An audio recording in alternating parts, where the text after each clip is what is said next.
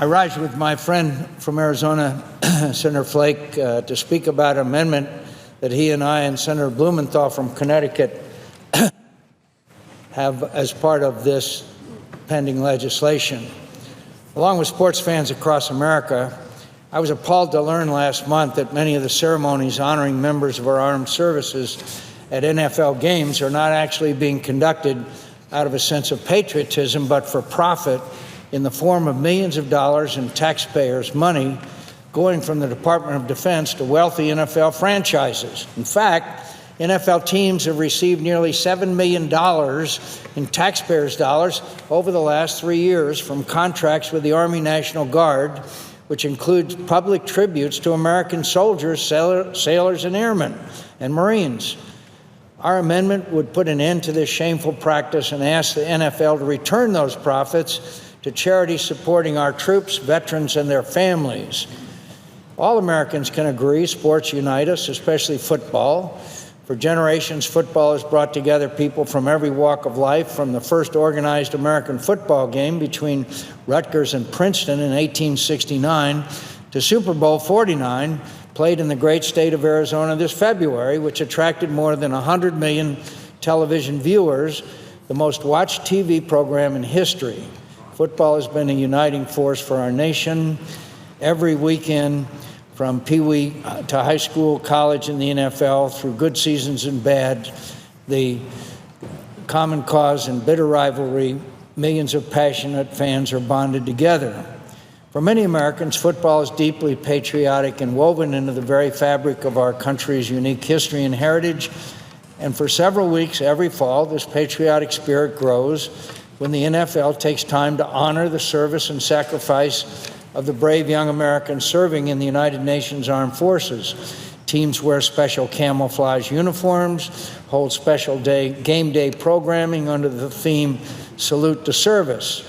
We've all been heartened by these patriotic displays, from the giant oversized flags and color guard pregame performances to halftime tributes to our hometown heroes.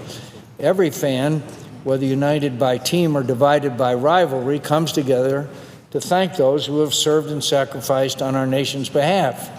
That's why I and so many other Americans were shocked and disappointed to learn that several NFL teams weren't sponsoring these activities out of the goodness of their own hearts, but were doing so to make an extra buck, taking money from the American taxpayers in exchange for honoring American troops.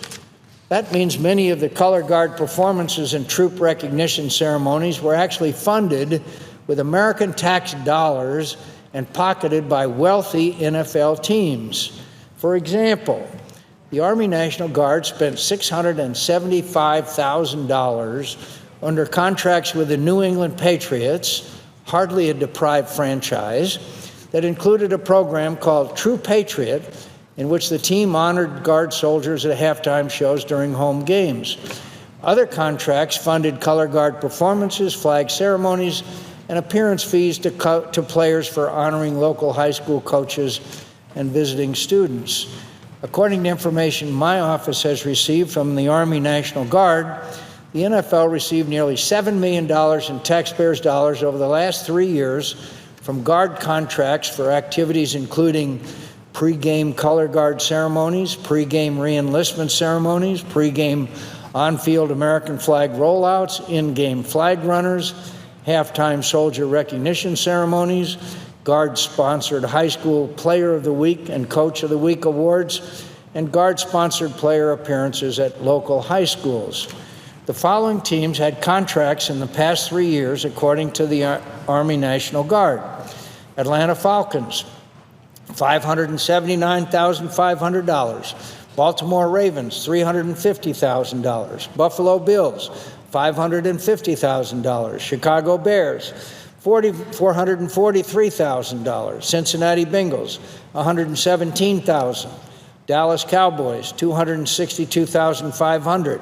Denver Broncos, $460,000. Detroit Lions, $193,000. Green Bay Packers, $300,000. Indianapolis Colts, $400,000. Miami Dolphins, Tampa Bay Buccaneers, and Jacksonville Jaguars, $160,000. Minnesota Vikings, $410,000. New Orleans Saints, $307,000. New York Jets, $212,500. Oakland Raiders, $275,000. Pittsburgh Steelers, $217,000. St. Louis Rams and Kansas City Chiefs, $60,000. San Diego Chargers, $450,500. San Francisco 49ers, $125,000. And Seattle Seahawks, $393,500. What makes these expenditures all the more troubling is at the same time the Guard was spending millions on pro sports advertising, it was also running out of money for critical training for our troops.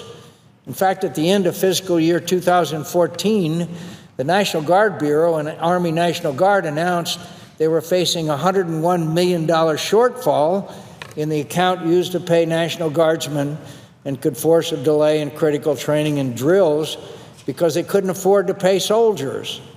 Despite the fact that the Guard was facing serious threats to meeting its primary mission and paying its current soldiers, it was spending millions of taxpayer dollars on sponsorship and advertising deals with professional sports leagues such as the NFL. This is obviously unacceptable. Providing for our common defense is the highest duty of the federal government. At a time of crippling budget cuts under sequestration, the Defense Department can't afford to waste its limited resources for the benefit of sports leagues that rake in billions of dollars a year. Each of the 4 service chiefs have warned before the Senate Armed Services Committee this year sequestration is damaging our military readiness and putting American lives in danger.